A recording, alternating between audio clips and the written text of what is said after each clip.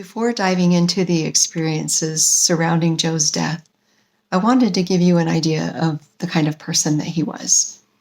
That becomes part of your legacy, and this is part of Joe's. I'm going to go ahead and read this part. Joe was a true romantic. Never in my life had I encountered a man up to that point who put more thought into details such as he did. He left me love notes, wrote in his journal about me, and thought through details of how he could make an occasion perfect for me. He looked for small ways to delight me, and he loved to cook a meal for me. He listened for songs on the radio that held meaning for him and that described his feelings for me so that he could dedicate the song to me. Because of painful and difficult experiences in my past, it took me many years to trust the love that he so freely expressed to me. My heart aches when I think of it. Instead of being able to bask in the joy of his love, I doubted that someone could love me that wholeheartedly. I will share with you only one experience that solidified the trust that he worked so desperately to build. I had just learned that I was pregnant with our youngest son. The pregnancy was unexpected, and I was entirely unprepared for it.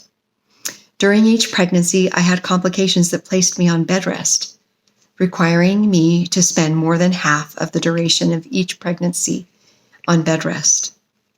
My youngest daughter at that point was just 2 years old. I had only begun to successfully shed some of the weight accumulated during my pregnancy with her. And I had not taken off much weight between her and her older sister because they were only 18 months apart. My friend Sherry and I had set a goal to walk together each evening after the kids were settled in.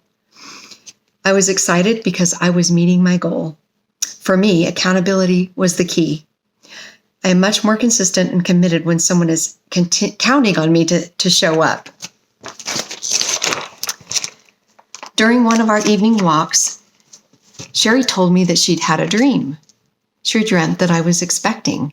We laughed about it, and I reassured her, and probably myself, that even if I did have another child, it would be far, far down the road. About a week later, she told me she had the same dream.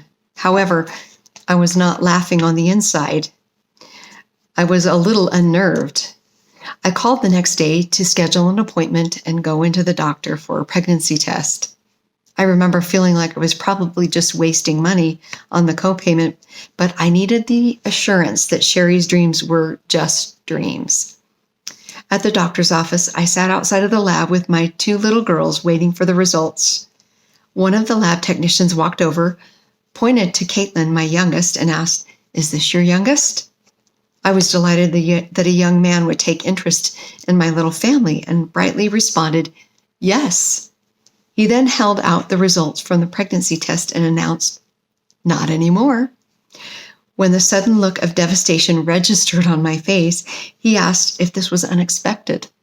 I said yes, then burst into tears, and I quickly left.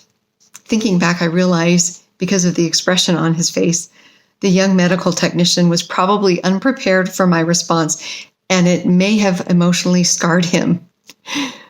His cleverly planned way to present the news of my pregnancy had backfired in a way that I'm certain he was not prepared for. As I drove home with the girls, I thought through the months of bed rest awaiting me. Normally, I would have planned a clever way to announce to Joe that we were having a baby, because Joe loved children, but I just couldn't get excited about it. I was a wreck while waiting to talk to Joe. I didn't want to call him with the news. I wanted to tell him in person. The minutes were like hours as I waited for Joe to arrive home, and his arrival could not come quickly enough. When he arrived home, we sat down and I burst into tears. He gathered what I was trying to say after a few minutes, and between my sobs, he pulled me into his arms and let me cry and talk and cry some more. I shared with him that I had only just begun to lose the weight from that last baby, and that all my other frustrations that came with this news. When the tears were gone, he swept the hair from my eyes and gently held my chin to look me directly in my eye. And he told me that he was so sorry that pregnancy was so difficult for me and that it required so much sacrifice. He then told me how grateful he was to me for bringing children into the world and how much he loved me because of them. He told me that my weight did not matter to him, and he reminded me of the deep love that he had for me.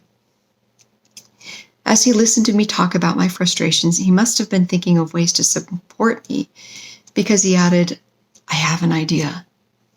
He told me that he wanted to make the journey of pregnancy more real to him by gaining, pound for pound, everything that I gained in weight during my pregnancy. I told him that it was a silly idea. He didn't need to gain weight and feel awful too. He took me by the hand, looked me in the eyes, and let me know that we were in this together. Joe was true to his commitment. He attended every doctor visit during the pregnancy. The doctor weighed me first, then Joe. He gained, pound for pound, everything that I did that pregnancy. Everything that Joe had done for me prior to this demonstrated that I could trust his love for me, but this was when all of it truly sunk in. His love for me went beyond any physical beauty, and his care for me was real. The interesting thing was that I was more successful at dropping the weight following the birth of our youngest than Joe was. The fact that Joe carried extra weight never bothered me. It actually reminded me of his love for me, and I loved him even more for it. It's important to me that I add the fact that our family adored Michael from day one. The pregnancy, again, was difficult, but our gracious, kind, and thoughtful young Michael was a delight.